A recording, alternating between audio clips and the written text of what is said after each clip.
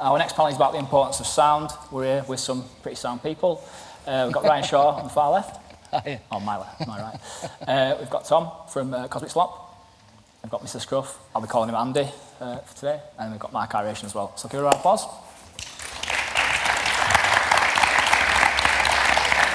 So can we just get a little bit of a background on you, Ryan, and then we'll start going back, if that's right? Yeah, so my name's Ryan. I own a company called Master Sounds, and I've been, I started DJing when I was 13.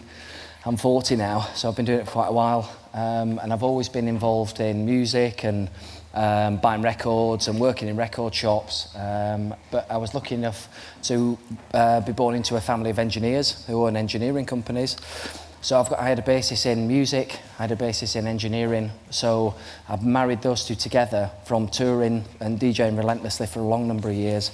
I married everything together to create Master Sounds, which is my audio company. So we manufacture premium audio equipment, DJ mixers, effects units, a lot of turntable accessories, and we do that.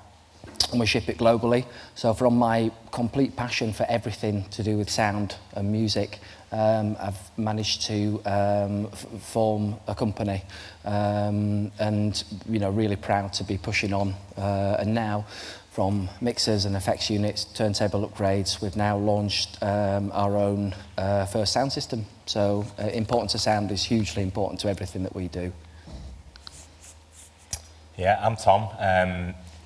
I built a sound system for a fundraising event called Cosmic Slop, which is part of a thing called MAP Charity, which me and some people set up about 12 years ago, and we do workshops with kids excluded from mainstream education.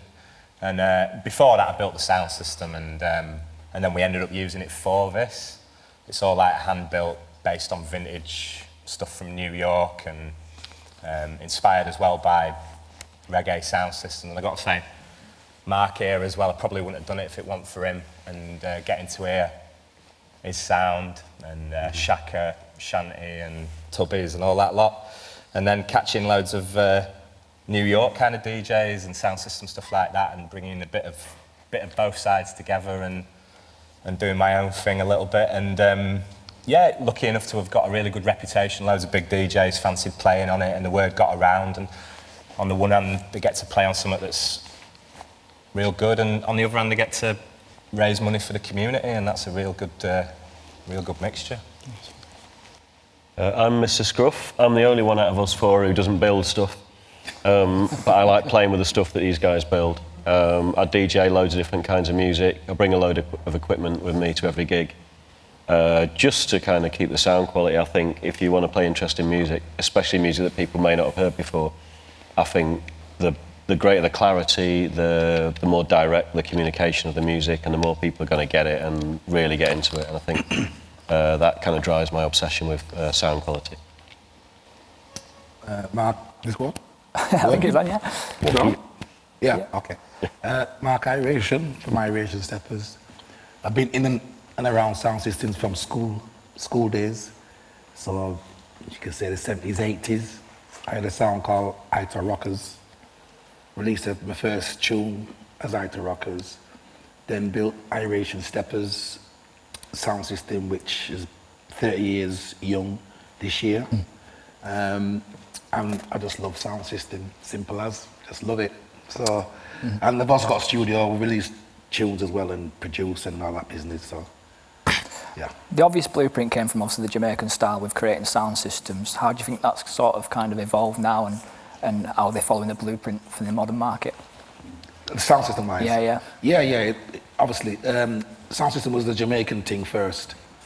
And when the Windrush, as you know, the Windrush came over, Jamaica's integrated with the English, and they brought happiness and musical vibes to England, really, truly. And then sound systems formed from the 60s right up till now. But England really was the main format that made it global for the Europeans and everywhere else. And from there, obviously, everywhere in the world now, as virtually somewhere has got a sound system due to it starting from Jamaica, and then the English, obviously, made it explode, you know? So Jamaican is a big part of this thing because of the music. And when it first started for you, what was the initial response when you first started the sound systems side of it? It was a hobby. It's just outright a hobby. Just fascinated with the way the wires and electrical equipment and how you turn this volume that way and you get noise, And back in the days there was a thing called tone. It's either low or high tone, and that was like, and you just keep in the middle to get that kind of balance, Now you had bass, and everyone knows what bass is, you know what I mean? We love bass. So besides that, yeah, it was fascination. And for Tom, how did Mark inspire you to do what you're doing then? You briefly touched on it there. I guess being in my late teens, being a house head, you know what I mean, going out in Leeds and stuff, and then going to something completely different. And like he says, mystical. You know what I mean? Proper stuff. And the bass, yeah. So I was interested in all the lineage of dance music from America. And then I got to find out about that Jamaican route as well, which is inspiring stuff. And I'm glad as well because a lot of the sound systems I get to play on and stuff, audiophile, it's called, you know what I mean? But it doesn't have enough bass. And I'm glad that I like subwoofers and I know how to build them as well. Yeah. And if I hadn't done that, I probably wouldn't have had that. I just remember one time, you and Tubby's, I don't know, about like 99 or something. Yeah. And you fell out over the electricity, I think. Who's got the most electricity? And that stuck with me. Sabotage. You touched on New York there. Obviously, I tried to do a bit of research for this, but it seems to now coming back into it kind of had a lull, I guess, a little bit, but then it's kind of sounds to come back again now. Is that right? Would you say that? Yeah. I mean, when I was, I guess I was at music college here. Actually, I quit music college here to go and build a sound system. And I thought I was going to set up a music venue, which I did get around to eventually. And I was lucky enough to meet some people from New York who were really inspiring. It was on Francois Kevorkian's website called Wave Music. Yeah, you know that one, yeah? No Wave, and, back in the day, yeah. I met a guy called Shorty, who's really big now and does big commercial sound systems. He's really big. And a guy called Scott Fitlin who helped me out loads, and he ran a bumper car ride on Coney Island, which had a sound system stuff out of Paradise Garage, and he was really knowledgeable on all that stuff. A really banging sound system. I never got to visit, and he helped me out loads. But then everyone fell out on this forum, and all the information got removed, and Scott Fitlin sadly he died. Yeah, and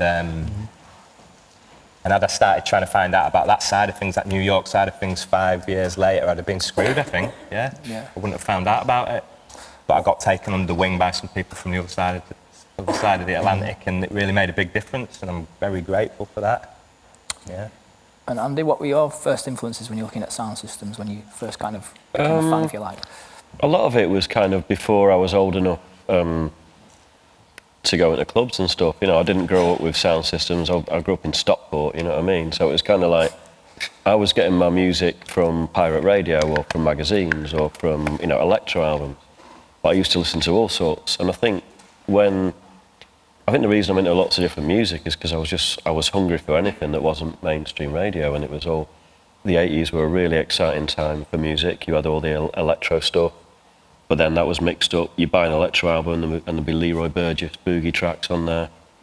And then, you'd be buying, like Grace Jones records of Sly and Robbie on. It's like, oh, what else have they done? I'm going to buy a Sly and Robbie Dove album. So it was more just kind of slowly piecing stuff together and making this kind of weird sort of stained glass window of music through my own lens of whatever I could get my hand on. But it was more learning about how the sound systems affect the music that's produced. I mean, obviously, reggae is probably the best and most obvious example of that, simply because the sound systems were built to play the music, and then, probably from the late 50s onwards, once, the people weren't just buying, obscure New Orleans R&B and covering up the labels, it was then we can make our own R&B, but you know, hence the birth of kind of, you know, all the ska and mento music and all that kind of thing. And sound systems doing specials, but then you were cutting a record in the afternoon, you were playing it to get a reaction, obviously the competitive element of the system and having exclusive music. So that kind of really drove, you know, that was a particularly Jamaican thing.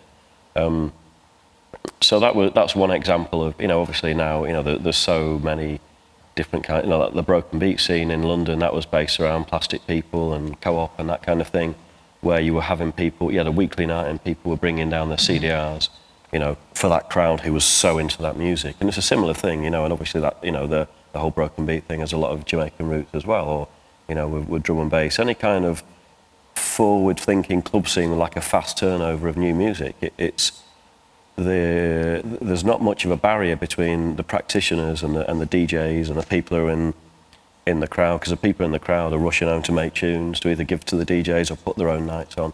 So there's kind of quite, you know, the access to music, especially going home making something and either playing it yourself or giving it to someone who's going to play it or collaborating with stuff. It's kind of a very fertile thing where people can, you know, move to a city and get straight away get stuck into the local scene. And I think that's a really important part of I find it really difficult to isolate the sound systems from the culture and the venues, because you've got a whole network of people with different backgrounds or people who just happen to have a venue that works well, that they don't mind a load of young kids coming in and making a load of noise. But they are such a community as well. They bring such a community together, don't they, in each city, whatever's got them.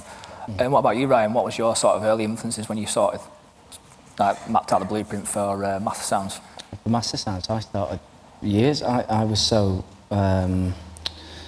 I just kind of... My brother was a little bit older, and he started to bring home like tapes. We used to do a lot of tape packs at school, and he used to bring home like rave tapes, so a lot of electronic stuff, early Hacienda stuff, a lot of northern influenced early electronic music. I got completely fascinated by it, I just there was a local place and it had like DJ setups, and this was back in the day that no one had on the friends at school, so I was the first one to get a DJ set up. Local record shops, starting buying records, and you know, the cheapest ones or the 50p's and all sorts. And I sort of grew from there, just started DJing, obviously finding venues, whoever would take us. We used to do a party in a basement in a guy's house in Bradford. So we used to take, it's funny when you think back, we used to take obviously the records, but the system faced the wall. So we had the system, so we were DJing, and we had the speakers there, and we had to turn around and wait, like, so we didn't face but we took everything, and then I started taking all my records, all my stuff, and then from that obviously started playing in clubs. But what's so important is what we were touching on, it's the community part, which is massively important. So having a place that people can come together, you know, and it's so important, and sound systems and the roots of an importance of sound to do that. I think that's probably why pretty much everyone is here, you know, for an aspect of wanting to share music. And we were touching on then people producing music because they've gone to a certain place. Yeah. And then they'll make the music for that place for the next time, and what a beautiful thing to be able to do. Yeah. You know, so that was a massive drive for me as well. You know, playing records and music, and when I was resident at Back to Basics, we used to, you know, it was so exciting to be playing records with people who were such a huge influence, but you'd vibe off each other. And then obviously working in record shops, I've worked in record shops for years, and that. I started to, it was when I was in London, I was working in London and playing, I was touring a lot, I was DJing a lot outside the UK, and I was taking records. First time I took records away, I was flying somewhere, and I was 31 kilos over, and it was £19 a kilo in UK pounds to pay, because I didn't realise, I was just like, so I was like, wow. Then places were stopping using records and vinyl and everything. So I was like, well, I want to play records, and I want the sound, and I want the feel, and I want the realness of playing music. So I started making audio accessories and giving them out to friends, you know. And it just sort of snowballed from there, really, with Master Sounds. You know, with my design experience, design engineering experience, and an absolute passion and love for seeing how things work and seeing how sound works, and then I was I kind of just had a passion for making things better, and that's really how I got into designing product over the absolute love, commitment and passion for all things music, you know, all across the board. Yeah. How has Japan kind of influenced you guys as well? Because I know you all spoke about it when we kind of a brief in the week. You all kind of brought up Japan a little bit. So what's that been like for you guys to go to those listening bars, or, you know, kind of get the influence from those guys over there, what they're doing? So I'll start with, do you want to start with you, Mark? I didn't quite hear. Yeah, so how's Japan influenced you as well? Because I know you Japan? said yeah, because I know you said Japan, I love Japan. Yeah. If any people ask us the question all the time, which country I like best, besides England, obviously. Japan. I mean, there's something about Japan that all your anger that you have in England, when you go there, you're just tranquil. It just goes. I don't know how it happens. It just goes. And the people are so nice and friendly, and, you know, they don't stare at you. You know, you go to certain places, just next exorcist, you know what I mean, and stuff. Watching the bar, you know what I mean? I'm more like an exorcist than them. They're just very, very kind, and it's just one of them kind of ones, man. You know what I mean? And the worst thing, I'm thinking about it, the reason why I knew that, because when I came back to England, and I got off the plane in England, it's pure that. Elbow and stuff, you know, to go to passport place, elbows, you know what I mean? It's just one of them places, you don't even think about elbows, you don't think about nothing, you just chill, you know what I mean? Yeah. And if you bump to somebody, sorry, simase, they say, simase, you say sorry, you know? I love Japan, simple as I don't know what to say. And like I say, music, obviously the language, it's nothing to do with me talking, it's just the music, because, you know, music is, as you know, it talks for itself, you know what I mean? And they're going through it and stuff like that. Japan, definitely. I think from all my experiences in Japan, there's a level of attention to detail which I think would probably put all of us here to shame, you know what I mean? In terms of, if you pick any kind of music, whether it's like Northern Soul, any kind of reggae from like pre-ska through to ska to rocksteady to 70s roots to kind of, you know, late 70s steppers stuff and dancehall, and then you go on to house and techno and disco. There's, wherever you're going in Japan, there will be a club full of people who know more about that music than you do, played on the best system you've ever heard, and everyone's really, really into it and respectful, and kind of it's odd because you're balancing a level with obsession and attention to detail, but it doesn't come off as being nerdy or like people don't have an identity of their own. It's like these people live and breathe it. And it's something that's, I find, is quite unique to Japan at that kind of elevated level. And, you know, so you have so many people from all over the world, from, you know, artists from Jamaica or, you know, American DJs I know go there all the time, and they're just like, this venue in Japan's the best in the world, or someone else is saying the same thing about another venue in Japan. Yeah, it's just an astounding place, you know, as well as the elbows. Got any experiences or? I've never been to Japan. Have you not? So, Yeah. Sorry, mate. Yeah, I went and I've been. Yeah, it's amazing. I mean, it's just got a it's just got a respect. Coming from when I was working in London record shops, it was kind of that sort of, you know, like, but all the records were in immaculate condition. Everything was beautiful. They'd clean the record before they gave it you. You'd listen on beautiful headphones. Everything was tailored to such an amazing experience. They almost treat things like objet d'art, really, even, and the excitement of so many amazing little record shops. You just see a record sign and you go up in a little lift and down the hallway and everyone's like, oh, hey. And it was an experience that'll always stay with me because everything was beautiful, everything was attentive, everything was done right, you know. So as soon as you got back to London, it was the same. But that's another thing which you take all that experience in, you know, and again from the Japanese, the culture now of obviously the listening bar, etc., etc. but we've taken the culture from the Jamaican sound systems. We've also taken the culture from the New York sound systems. So if you imagine all that as a melting pot, I think of all that in my mind for when you produce records, and not records, but when I make equipment, you know. So the reason why we make equipment is under an esoteric principle of sound and simplicity. So Japanese culture is very much about ensuring the system is as beautifully crafted, so it enables the it's almost like you have to produce a system which is so sonically amazing that it's almost like it's a glass of it's a pane of glass, so you can't see through it, so it's called transparency. So the Japanese are massively into detail and transparency, whereas what we were saying about the Jamaican sound systems, it's about the feeling, it's about the bass, and that's why different cultures have different things, especially in Japan, the huge jazz scene with the listening bars. So that if we tuned a system differently over there, it'd sound wrong, but tune a system for a different sort of music and it'd sound completely right. So I think if you use all those different understandings, because music is, you know, making a piece of equipment for us is about displaying how the artist would intend to have it played. But there are several interpretations of that, you know, depending on the music, but that all goes back to culture as well. Yeah. And how do you accompany the mixer with what you're doing with the sound now? Have you adapted Master Sounds, the mixer, with the latest sound systems that are out there? Because I know you're working with, is it the one in Leicester? So what's it called now? Yeah, so we're partners with TPI, who are producing amazing sound systems. Tim Isaac built the first Glastonbury system back in the day. So the history and understanding of what we do is massively deep, hugely deep.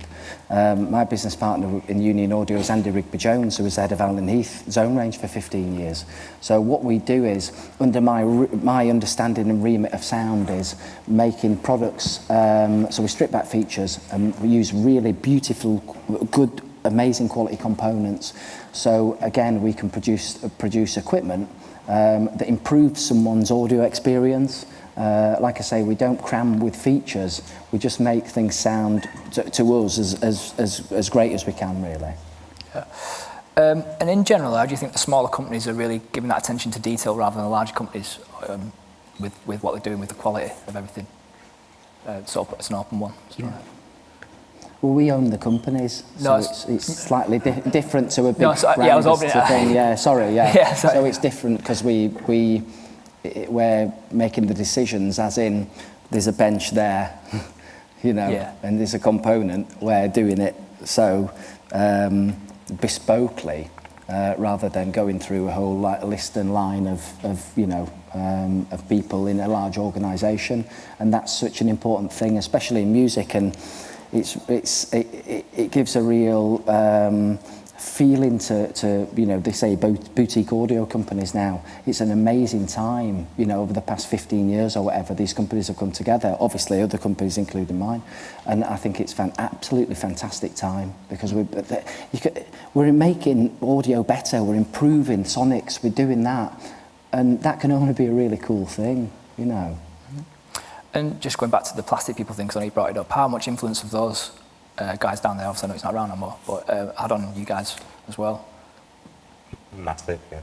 Yeah, yeah. I think for me, I mean, Ryan was touching on like the three kind of, I suppose, like not cornerstones, but three very important reference points. I think the Jamaican sound system of power, kind of atmosphere and spirit. When you've got the kind of refined, sort of either lofty, sort of Mancuso thing, or the Japanese approach, kind of beautiful and delicate, and then the you know, the kind of very hi-fi. I think the New York style is almost like half Jamaican sound system and half hi-fi, because there's a lot of clarity, but it's like, you know, the bass will kind of make your eyes fall out.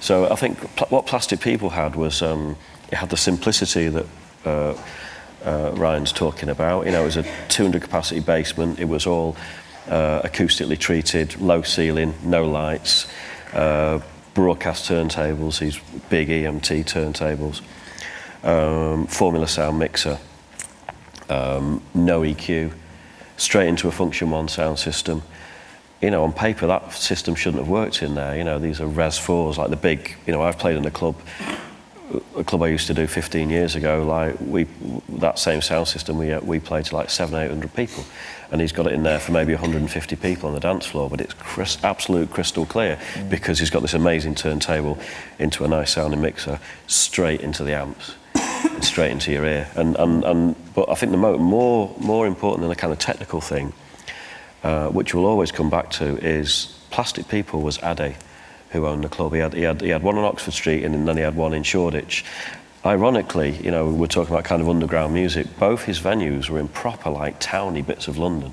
Like, you know, there'd just be stag and hen do's going past all the time, and he'd just have this little door with Plastic People written above it, and they'd always just check, you know, do you know what goes on in here, before a crowd of like 30 men all wearing the same T-shirt went in. But him, and I think Ade's spirit in terms of he had a dark room with speakers in each corner and a, you know, really refined, really simple DJ booth. That room sounded great, and then he had a little bar next to it. The bar and the dance floor were separated, and then the toilets were at the other end. So if you went on the dance floor, there was for no other reason than to either put records on or dance. But once he put all this together, I think the thing that really kind of sealed it, because he didn't even, you know, he put the sound system together, he learned carpentry, he learned how to be a builder, he did all the electrics, all the plumbing. He built that club from scratch, pretty much.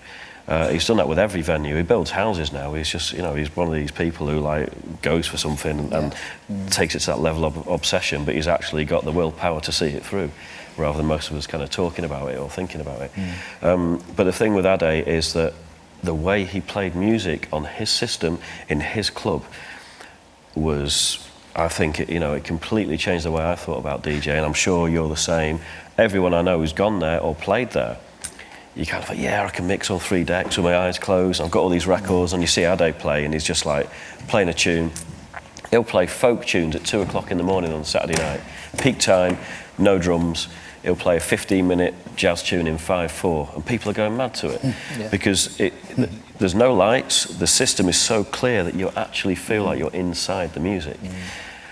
But it's him putting you in that situation, but being fearless enough to play this music. He's like, my club, I'm playing this now. If he gets bored halfway through a tune, just stop it, put another one on. It's just like his presence behind the decks was so kind of monumental in terms of his fearlessness and the belief in his music that he was putting on. So it had quite a kind of sound system, just like, there you go, deal with that music, you know what I mean? And that's how he used to, he used to say that people would deal with music. He was playing quite a lot of difficult music and stuff but you just got it because of the world that he created and the people that attracted. So you ended up getting a load of people down, just like, I have absolutely no idea what he's going to play. It could be indie music, it could be techno. You go from techno into a folk tune and then play a couple of dub tunes and then, play some rock and some jazz or whatever. But it just felt absolutely right because it was all channeled through him. And then all the people he got to play alongside him, or on a Saturday night, all started to take on board a bit of that style. Because these were broadcast turntables, you couldn't really mix on them.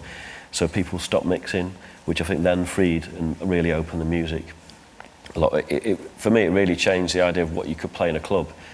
And if you play any record in a club, it becomes club music, and that was the main thing. So I think sonically, but it was more like the people he brought together through his vision and attitude and belief and determination with the music. I think for me, like Plastic People was like our version of the Loft or all these legendary clubs, and for me it's kind of it makes way more sense to me, than kind of doing tribute nights to all these various DJs who were at the cutting edge in the 70s or whatever. Like that was, and if it was still going out, it would still be cutting edge because he'd be playing grime and blues and anything, and it'd just be like, yeah, his tunes, he likes it, he's going to put it on, and you're going to dance to it. And anybody that wanted to get into sound systems, if you like, what kind of advice would you give them to try and create their sort of perfect sound system, if you like? Just go for it. The DIY aspect is so important. We've all come from an aspect of, I remember when I came to your night and you played some records and it was just like, I can remember you were playing Carl Craig's Bits of Falling Up, And it just brought it to life. I was like, oh man, this is just, it's like you can, it envelops you, you know, it makes you just the experience, and that's a DIY aspect. You know, it's in essence, it's, you've got to just go for it, have an interest, and like we were saying, if someone else will do it, if you don't do it, so you create your own thing, and it's just so exciting. You make mistakes, you make loads of mistakes, but those mistakes take you on to somewhere else. But if you want to do something, you know, I always say it's not dress rehearsal. You know, we've got one life. If you've got a passion, you've got a drive, and you can make anything happen. So for sound systems especially, there's so much information. You were saying about the Wave Forum. Now you can get in touch with anyone on Facebook or on this or on that. You can do anything. It's so important. And people who genuinely care and love what they do will help.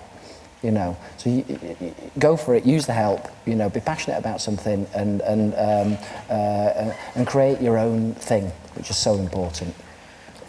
Yeah, I mean, it's not rocket science. A lot of it. It's just getting stuck in, I think.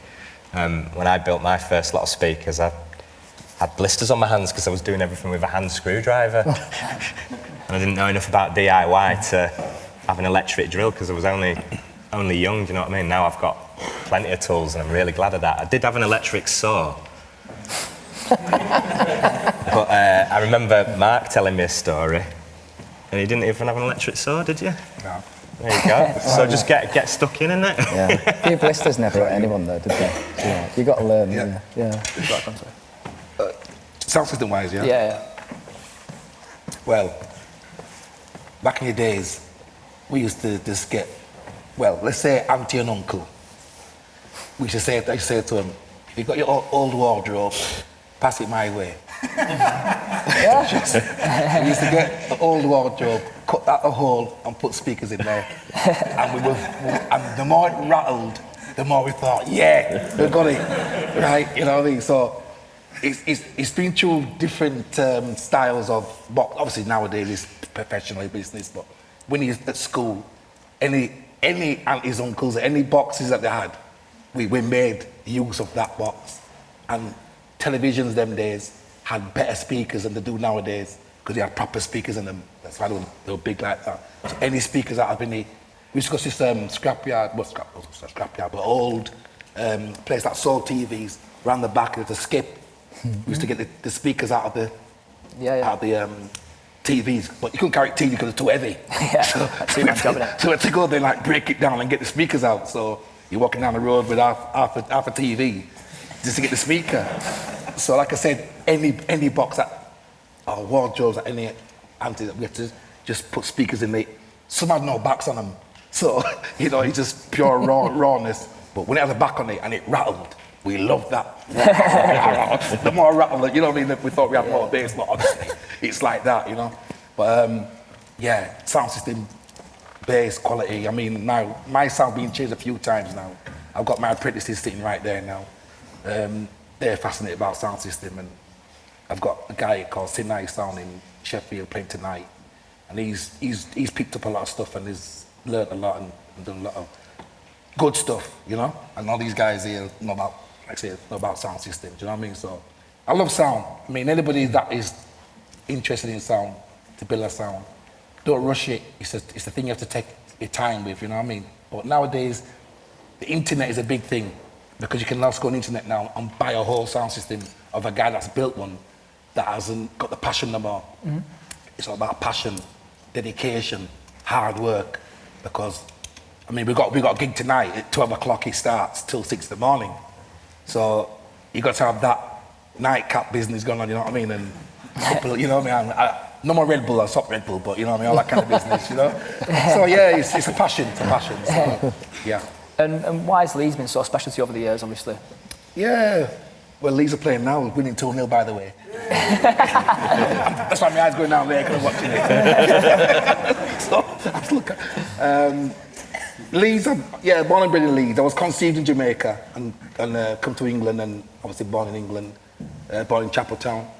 And Leeds is a passion. Leeds fan, this, that, the other. And Leeds as a whole, musically, is very strong. it's been strong for years. I mean, Ralph down at the Back to Basics, we used to go down there and dance back in the days when it's called a different name, I think, as a youth, you know. So that place has got a big heritage for me. And all these guys here, house music and stuff. I was a big house fan back in the day as well. It was Chicago house in the 80s, I loved that. That's what made me make music, in a sense, because the 4/4 beat was always a strong thing for the dub scene that we're doing right now. So Leeds is a big part of me, yeah. Big part of me. I would never go to London. I would never live in London, rather. You go there, do your thing and get out, because now congestion charge works, man. You can't do nothing down there. You know what I mean? So, Leeds. Yeah. So true. You got any fun memories of Leeds, Andy, from playing here? Yeah, from Sound system basics and not really sound system stuff. Most of that was I did in Manchester, or people come in. Well, you came and played with us in Manchester, didn't you? The Music Box. We had Axis over from Huddersfield, yeah, and that was that was quite nice actually, having people come to us. We kind of had a reggae night in the late 90s, and having the Real Deal come over. We had Neil, my professor. We had Mark come over and Axis, and I remember Axis rocked up, spent all day putting speakers in, set up a record stall and everything, and I was the first person in the club, and they had it so loud I could feel my eyeballs rattling like that. It's like, how loud is it going to be when there's people in here, you know what I mean? But it's I think Manchester, Leeds, every city's got its thing where you have different communities, and I think if you're kind of nimble and curious, you can kind of move around the different areas. You can be a reggae head who goes to a house club, vice versa, and you can go and check out these little venues and see what the new generations are coming through doing, as much as the new generations need to check out the heritage and, all right, well, this sound's been going for 30 years or whatever. I think it's equally important for kind of the older generation who are a bit more established, not to get stuck in their comfort zone and go, oh, right, what, these new kids, I've not heard of them, they're doing a club night, let's go down and check it out, you know what I mean? Because the new generations make sense of music in the way that we don't. They see it through a slightly different lens, and kind of the context, I think, especially with DJ culture, you can see the same thing from so many different angles, or just how you put it together. I mean, you take hip-hop and house, for an example, in the 70s, when both scenes were kind of sort of pre-vinyl and very localized in Chicago and New York, these DJs were using the same records, they were just putting them together in different ways. So there's an example of kind of the same tools, 2 record decks, a mixer, maybe a drum machine, obviously the 2 kind of lineages were actually, the circumstances were very similar. Both very underground street music being made out of records by teenagers. And that's still going on now. So I think, we, as an older generation, we can't kind of go, all music's been done now, because the kids are coming up with some amazing stuff, which is like, wow, this sounds like some mad 80s stuff, but through a different lens, because their reference points are completely different for ours. So I think, I think the fun starts when you realise you're never going to know it all, whatever you're into. And I'm sure, Ryan gets just as excited now going to a club and hearing a good sound system and a tune he's never heard before as he did when he was 13. It's keeping on that spirit of discovery and being around people who are buzzing off it as well. You're talking about building your own sound, and speak to people who've got their own sound. Go to clubs, speak to the engineers. You know what I mean? There's so much knowledge around that you don't have to look online. I think it's more you can actually go out and every venue's got a sound system. There's always someone who looks after it. It's like, what speakers are they? Then you'll see them in the next venue. Oh, that's the same system set up differently. Let me speak to the engineer. And any engineer or anyone with any knowledge, if there's an enthusiastic and curious person coming up to us, they're going to impart their knowledge. People love sharing it. Because everyone realises how they're kind of part of something and no one has control of it. It's like everyone gives their little bit, whether it's sound engineer or someone making dub plates or someone mastering or someone just maintaining the sound system, and someone on the door in a club. It's and like I said before, people, the line between punters and performance, it's people can cross over easily from one to the other. You know what I mean? I think it's just a beautiful sort of culture that you can get involved in at as deep a level as you like. You can just go and enjoy the entertainment, or you can go and get really stuck in and very easily speak to people who are doing exactly what you want to do. And they'll buzz off that conversation as much as you will. Okay. What about you, Tom? What about your special memory of having Cosmic Slop in Leeds? I'm just chuffed that so many people have really been into it and being able to play for free and help raise money for the education programme and for the kids in Leeds. I'm also really happy as well that like that idea of well, there's two things for me. There's that the mixture of the music and being able to play different stuff back to back. But then there's also like I'm gonna sound a bit cheesy, but the message in the music. And again, first time I ever went to Sub-Dub, them first few times, that was the first time I heard lyrics about stuff that wasn't just baby, baby, I love you. You know, and you're thinking, hang on a minute, this is worth hearing. But you go to a lot of clubs and the music's not respected fully. It's all maybe who's playing, what they're playing, is it big, is it new? You kind of recognise the tune, yeah, but I can't hear it. I can't fucking hear what they're saying. So if they're saying how important, they might as well be saying nothing, you know what I mean? And I think then I got into lots of music where there was lots of vocals, and I know it sounds mad to be saying this, but you know, you want to hear that, because that's the whole point of it, isn't it? You know, the music's got to move things forward, and that's what we're looking for, you know, something that's gonna help us make things a bit better, maybe learn from each other, and if we can't hear it, we can't get that, can we? So that's really important for me. So yeah, vocals. And the other thing for me is, and it's not the same for everybody, is it? But like liking lots of different styles of music, but then you want them to line up with one another when you play them. You know I can play a house tune or whatever, and everyone will be like, yeah, because that's what it's built for. But maybe someone made a tune that was beautiful, and it was before people had big sound systems. Maybe, you know what I mean? But if you build the sound system right, you've got the right equipment, you've got the right processing, you can make that tune bang next to whatever that's made to really move people. And that's really important for me, because then it just opens up another 80-90% of music that you can play and people will then dance to. And that's I guess what you were saying about Ade. But that eclectic feel, innit, you know, really important for me. And the sound system's the thing that does that, and the thing that lets you play the next tune. And there's nothing I love more than, you know, like, you've done the obvious thing, everyone's dancing to a house tune. Put a jazz tune on. And I tell you, at Cosmic Slop, sometimes you put a jazz tune on and you tweak the sound system, you get the sub-harmonic synthesizer on the go. And that's something that just makes a whole new layer of sub-bass. And there's people who are 19 years old raving to it like it's techno. And that's really special. Yeah. And that's a real honour, you know what I mean, to achieve that, because I didn't think that was even possible. Amazing. Well, I think we've actually run over time a little bit, so I'm going to ask some questions, but I think we're starting late. Yeah, we did start. Did we start late? Started late. So has anybody got any questions, and I'll come up to you. Anybody got any questions? Yeah, I'll come over to you, mate. Got Mike, like Bruce's Price is right, isn't it? It is. Thank you. This question for Ryan. Yeah. So you mentioned that you like to make an instrument which improves people's experience. Yes. You stopped there. Do you mean by sound?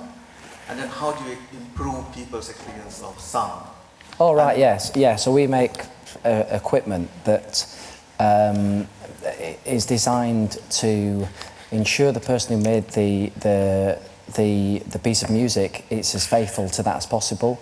So we make that by making products as transparent and accurate as possible. We also have on the products you have EQ, so you can add bass, mid, treble, you can cut things. But our principles are very much about making products which have been designed to be very transparent.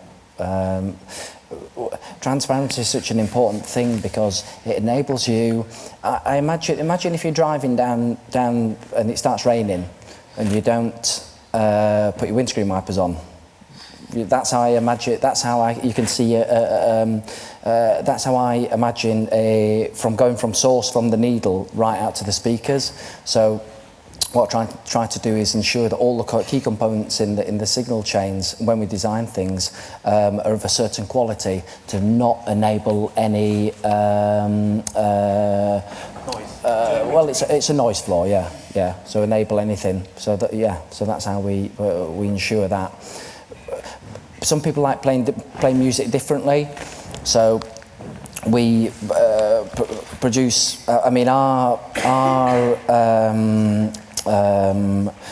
In the mixers, our topology is based around ultra-high-end 1970s mixing consoles that are very, very open, and you can really hear the panning and the dynamics, and it really, really works. The more we have mixers that are IC-based, and we also have mixers that are valve-based, so we're able to, especially on the valve ones, we're able to trim the valve distortion, so we can add harmonic distortion, trim it in and out.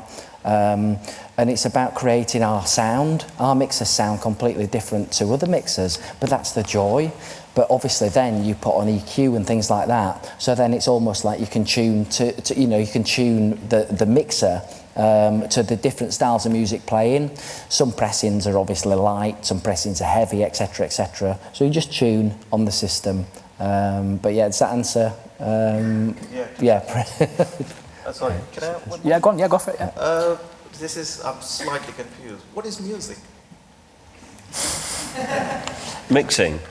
I mean, so generally, what is music? It's like, why this whole interview wasn't music, but is there something else apart from speaking? So I have a tune which is going up and down, and I have a word, so you can consider that as a tune and lyrics. Is that a music or it's not? Absolutely stuck. Sounds like music to me. Yeah, why not? Yeah. Anybody else got any questions?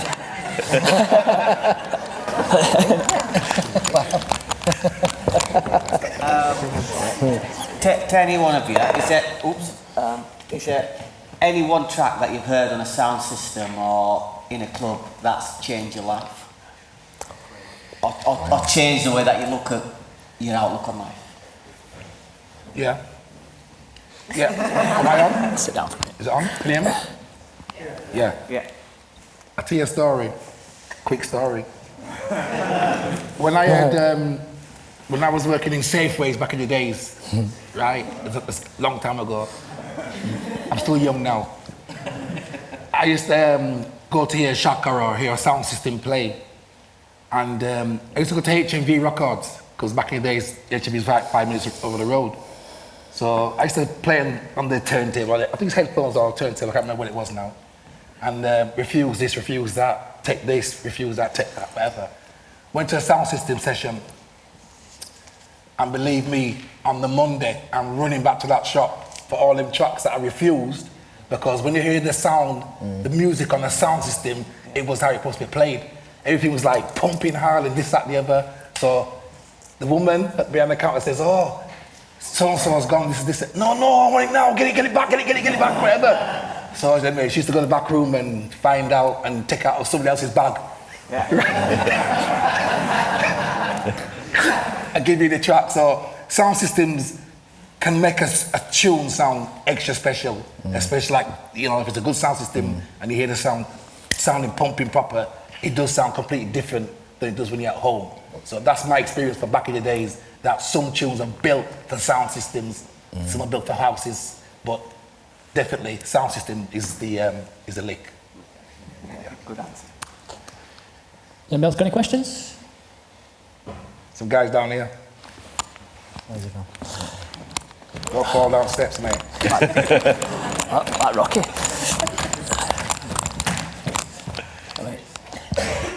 So I guess this sort of relates to what you were just saying about how some tunes are made for like a sound system. Do you think that in the modern world, the way that we are listening to music is kind of making people produce music in a different way? Because, we've got all these tiny crap speakers everywhere in cafes and our phones and everything like that. Do you think there's a kind of a problem with the future that we're not digesting music through good systems anymore? I think to that question that you got there now, from back in the days, when music was done by WAVs. I mean, it's WAVs and MP3s now and whatever it is, yeah? So a lot of the kids now are hearing music from MP3s in their headphones and down streaming and stuff like that. So the music is completely different now to people's ears than it was for us who know about full quality, well, let's say WAV, right? I'm a WAV man. I like, if anything's a WAV, it's a vinyl or it's a CD for me, you know? So with the kids then now down streaming stuff, obviously you're losing a lot of, you know what I'm saying, bits and stuff like that. So for kids nowadays, it'd be difficult for me to really judge and say to a kid, listen to the difference of this compared to this. Will they know the difference? Because the areas are tuned into MP3s now. They're not tuned into a crisp vinyl or a good WAV on a USB stick or whatever it is. So that question is a question that can be said to a young man, to an older person. An older person, you got your traditionalists who said vinyl rules.